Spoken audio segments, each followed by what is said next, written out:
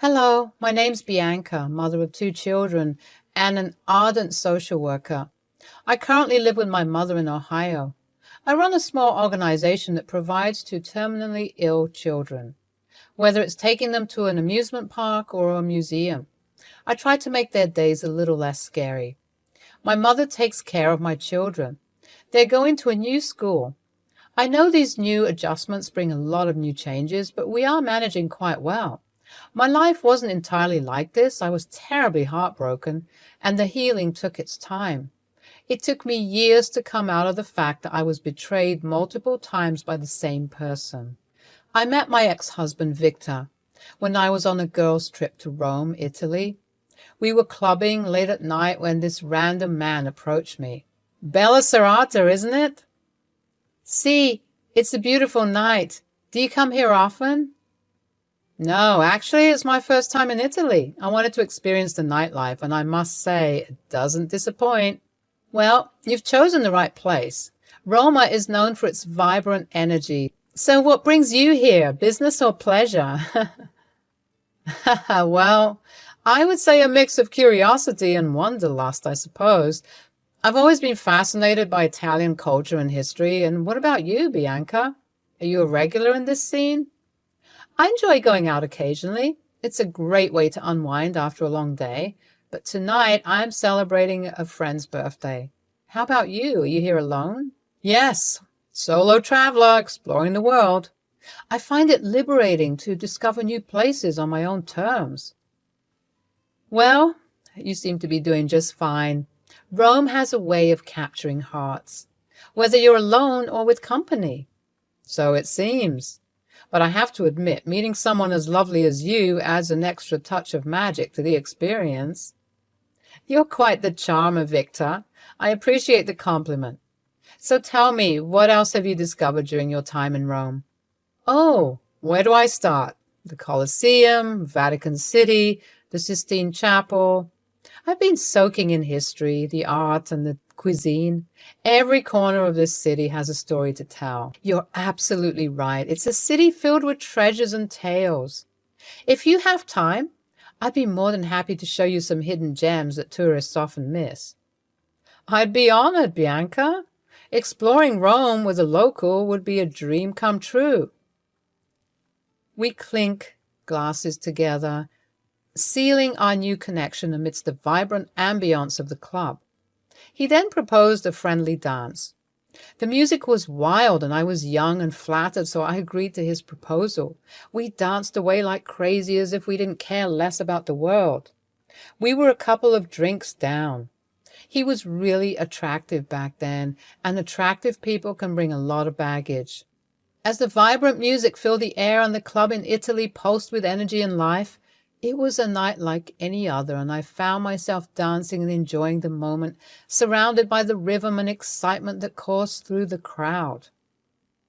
Little did I know that this evening would be the beginning of a captivating and unexpected journey. It was as if the world around us faded into the background, leaving only the two of us in that electrifying moment. We moved together in perfect harmony, our bodies swaying to the rhythm of the music. The chemistry between us was palpable, growing with each twirl and dip on the dance floor. It felt as though time stood still, and in that enchanted bubble, we were the only ones that mattered. But just as our connection intensified, a woman appeared out of nowhere, clinging to Victor. Panic flashed across his face, and he glanced at me with a mix of confusion and worry. In that split second, I saw the uncertainty in his eyes and my heart skipped a beat. Who is she? Who are you? Oh, please, ladies, relax. Let me introduce you to. This is my friend, Bianca. Bianca, meet Louise. She's my tour guide. She's been taking care of me. Thank you, Victor. That was really kind of you. But, baby, we must head back. You know we have to get up early morning. Baby? Victor, just give us a moment, Bianca. We have to talk about tomorrow's schedule. I still have a few days left to be here, so I planned an elaborate tour guide just for myself. I'll come back to you. Stay still. Don't you dare go anywhere. He held me by the waist and planted a kiss on my cheek. As I watched their interaction unfold, I felt a wave of emotions crash over me. Doubt and insecurity threatened to overshadow the joy and attraction I had felt just moments ago. Who was this woman? And what did her sudden appearance mean for the budding connection between Victor and me? I mean, I get it, she was the tour guide, but which tour guide calls you baby? I was really done with this shit. I looked for my friends who were hanging by the pool. They were all really buzzed except Emily. She was always the sober one in the group. She got up and approached me. I dropped myself on the comfy beanbag that was placed next to the pool. So, how was it? Well, let's just say it was an interesting experience. Victor turned out to be quite the Casanova. What? No way. He seemed like such a genuine guy when he approached you at the club. What happened? At first, everything was perfect. He was charming, attentive, and full of stories about his travels. Then, we went for a bit of dancing. It was going so well, you won't believe how I was swooning at his moves and so on. But then a girl comes out of nowhere and clings to his shirt, calling him baby and stuff like that. Ouch! The worst kind then. He didn't look like he was fazed at all by it. He excused himself and started chatting with her instead. I stood there for 7 minutes, then it started to feel embarrassing, so I left. Oh no, Bianca, I'm so sorry. That must have been disappointing and hurtful. Did you not feel like confronting him? I did, but I couldn't muster the courage to do so. He was attractive. I was just another pawn in his game, LOL. And here I thought chivalry still exists. My friends and I decided to leave the club. It was getting late and there was no point dilly-dallying any longer. Half of them were sloshed already. I called for a cab while Emily and one of the waitresses took hold of my drunk friends. Wow, quite a sight that was. We reached our hotel, and after putting all my friends in our respective rooms, Emily and I decided to take another martini before going to bed. The reception was busy, so I had to go fetch the drinks. We also had some pizza ordered along with some Italian cioccola. I was almost forgetting about the guy I encountered at the party until I reached into my pockets. I found a note. It was written, "If whatever magic we had back there was true, then meet me tomorrow afternoon in front of the statue that depicts the birth of Rome." Oh my God. Emily, look. When did he slide this in? Gosh, that creep. How clique. Such a stereotypical Casanova move. Charming young man planting a lover's note in the naive girl's pocket. Jeez, I'm too drunk for this shit. Oh, hush, Emily. You're ruining its charm. I bet he did that when he planted that kiss on my cheek. That was kind of smooth. Not gonna lie. Please tell me you're not considering actually meeting him, are you? I mean, I don't mind giving him a second chance. These second chances are the worst. I never really trusted them. There was this guy back in Florida I used to really like, but he turned out to be a total douchebag as well. But my heart was a mess. I wanted him so bad, I gave him a second chance. Guess what, Bianca? It got messier. Jeez, girl, relax. I promised that this would be a harmless second chance. Now help me break the riddle. I was supposed to meet him in front of the Capitoline Wolf, one of the greatest symbols of Rome. From the moment our eyes met in the bustling streets of Rome, Victor and I embarked on a journey that would forever change our lives. The magic of the city infused our hearts, and love bloomed amidst the cobblestone streets and ancient ruins. As our relationship deepened, we discovered a profound connection that went beyond mere attraction. We shared dreams, hopes, and ambitions, supporting each other through the triumphs and trials of life. With time, our love grew stronger, and we knew we were meant to build a future together.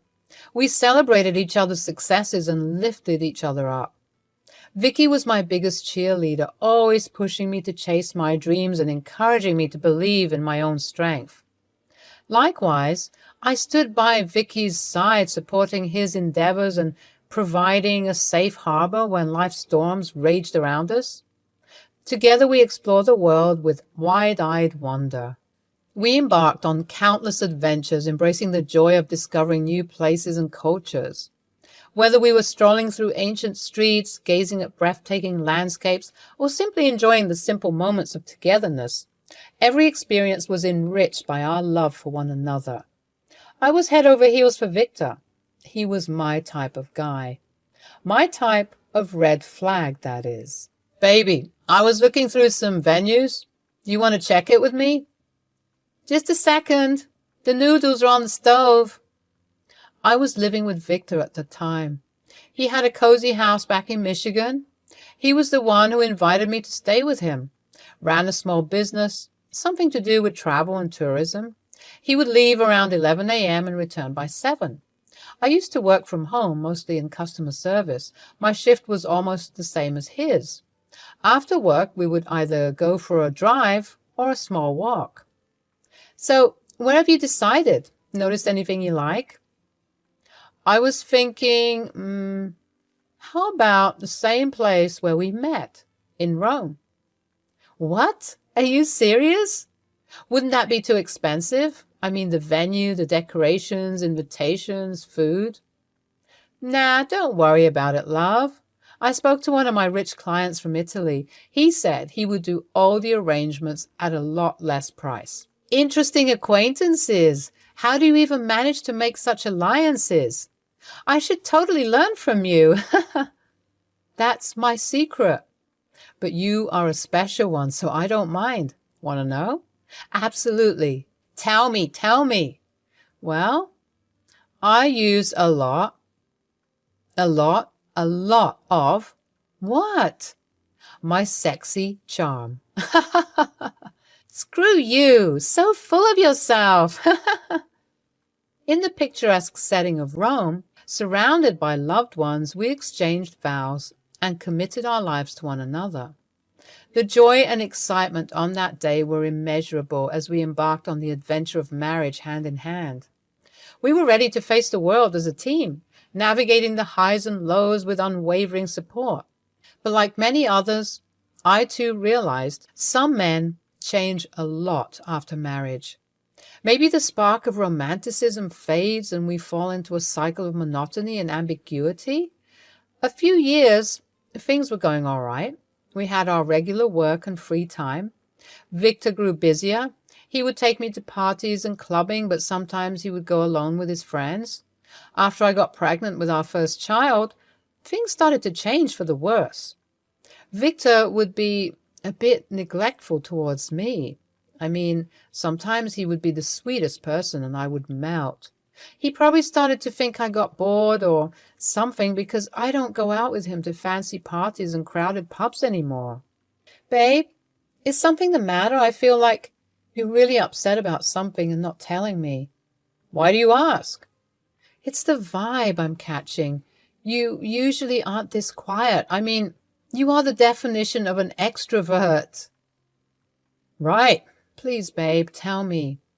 You will feel a whole lot lighter, and you only said that communication should be our greatest mantra. Yeah, I know. I do want to know one thing. You are still you, right? What do you mean, I'm still me? I don't understand. What did I do to turn you off? I think the baby thingy could have waited. Maybe if we would have given us a bit more time. What the hell do you mean by that? It's been 2 years. I know, but I miss the old us. We used to hang out and go on small travels and adventurous dates. Remember our trip to Africa, babe? The wildest of experiences. Ah, how I long to go back amongst the serene wildlife and sweet forest liqueur. Then why don't you? What? Is a pregnant wife making her husband feel trapped? Oh, babe, why are you making it sound like that? Did I say that? You just twisted my entire explanation. Jesus. I was just saying that we could have waited a little more before, getting into parenthood. So, is it my fault, babe? You wanted a baby, remember? We were on a date when you pointed at a child saying you wanted one of those. Then I laughed, and you got all pouty because I wasn't taking you seriously. His phone rang. He excused himself, saying it was his mother, and went to the other room. I sat there in silence. What just happened? Did we just fight? This was our very first argument. In the following years, we became parents of two beautiful girls. Victor loved spending time with them, taking them for a drive, sometimes to parties. When I strongly objected, he would get angry. He also didn't like too much crying and whining. He would always excuse himself if his daughters were having a tantrum. He just wanted the cream of the hard work, not the hard work itself. I shifted my job from home to an office space. I was getting paid more. Victor would often leave for business trips. He started to dress more handsomely, which was nothing to be concerned about, but I couldn't help but feel insecure. How are the kids, Bob? They're fine, Mom. Growing up really fast. Georgie throws a lot less tantrums these days. Oh, my lovelies, when will you all visit me again? It's been over a year now. How is that wretched son-in-law of mine? You are not wrong about that. Well, he's on a business trip to Goa. Where is that? Sounds like something Caribbean. Nope, it's a part of India. Oh, damn, I always wanted to visit that place with your dad. If only he didn't reach his expiration date. Geez, Mom, your jokes are becoming horribly dark these days. Oh, you know how I find refuge in dark humor. You get to laugh more than you get to cry. You should slowly resort to that too. As the days passed by, I couldn't help but notice a change in Victor, my so-called loving husband. His once warm and trusting demeanor had given way to suspicion and unease. It was as if a shadow had cast itself over our relationship, leaving me bewildered and longing to understand the source of his growing distrust. At first, I dismissed it as mere stress from work or external factors taking a toll on his emotions. But as the subtle signs persisted, I realized that there was something deeper at play. The lingering glances, the guarded conversations, and the moments of distance between us became increasingly difficult to ignore. One evening, as we sat together in the quiet sanctuary of our home, I mustered the courage to address the elephant in the room. With a gentle touch, I took his hand in mine, my eyes searching his for answers. I have been noticing a lot of things lately. I just wanted to clarify if it is something I should be concerned about. What is it now? The frequent calls, Victor. Who is it? There was a mixture of vulnerability and concern in his gaze, a flicker of fear betraying the walls he had built around himself. Look, babe, I care about you and trust you. Just assure me that it's nothing concerning. Care about me? You call that caring? It feels more like you're prying into my personal life. I'm sorry if it came across that way, Victor. I didn't mean to invade your privacy, but when I saw you keeping everything to yourself, I couldn't just stand by and do nothing. Well, sometimes I need to handle things on my own. I don't always need you jumping in trying to fix everything. Years went by, and our relationship was concretely built on a cloud of secrecy. Victor refused to talk to me. He even grew distant from our children. I became very aloof and introverted. His extroversion increased. He would go to parties and sometimes not come back. His phone calls were even more frequent and sometimes argumentative. It was until the day it revealed itself. Victor's face was filled with panic, his eyes darting around the room. He pleaded with me to pack our things and run away with the children, claiming that his mother was coming home to exact an old revenge. But at that moment, something within me shifted. I knew who it was, and for some reason I was waiting for this to happen. Emily informed me long back. You know, it really saddens me that I had to be the one to give my best friend the news. It is about Victor, isn't it? What has he been doing? Well, she revealed that Victor has been taking drugs, partying, and sleeping with other women. One of them was incredibly in love with him. She got pregnant and Victor left her right after that. She was in a total mess. Her name is Leslie. She was Victor's favorite mistress. He would often go to a love hotel where they both would sleep multiple times. Emily found her at a club, crying profusely. She was 2 drinks down. Emily just wanted to small talk. Little did she know it would end up in this drama. We decided to invite her to the charade. After all, that sneaky bastard needed a lesson. With a mixture of determination and pain, I looked into Victor's eyes, and in a voice filled with both defiance and sorrow, I responded, "She's already here, Victor, and it's not your mother who should be running away now." What? What do you mean? It is Leslie, isn't it? Wait, how do you... Because your boring wife can be extremely intelligent sometimes. She has her ways. Babe, look, I can explain. Oh, you don't have to. I slapped him hard across his face. I went ahead and grappled him by his neck and threw him off. I was so tempted to hurt him more the way he hurt me, but I controlled myself. Leslie entered the room with her friend. They packed on a couple of blows at him. It was so satisfying to watch. The famous warning, "Once a Casanova, always a Casanova," earned its rightful position in my heart. I joyously trashed his entire house, breaking all his valuables, turned it into a freaking rage room. I swear. He just wanted me as his trophy wife, someone he could show off to his friends. Once I became boring, he lost his interest. He did that with other girls too. Leslie and I knew what to do. He would be paying for both of our child support. We planned to make him penniless. We were in the process. It would take some time, but I wasn't going to leave him for what he had done. My children shifted to their grandmas. I decided to stay back so that I could complete the legal work before finally settling with my mother and kids. We would connect to 2 other girls who equally hated him. He was nothing but a puny little mouse in our trap. After a few months of going to and fro to court, it was finally settled. Today, I stand tall and proud. The pain and heartbreak of that fateful revelation have shaped me into a woman of resilience and unwavering strength.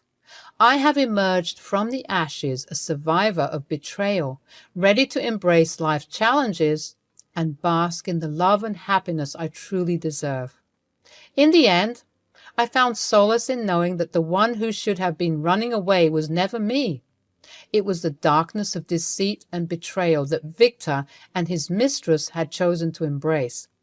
And with every step forward, I reclaimed my own power, determined to forge a future built on my terms, with an unwavering commitment to my own happiness and well-being.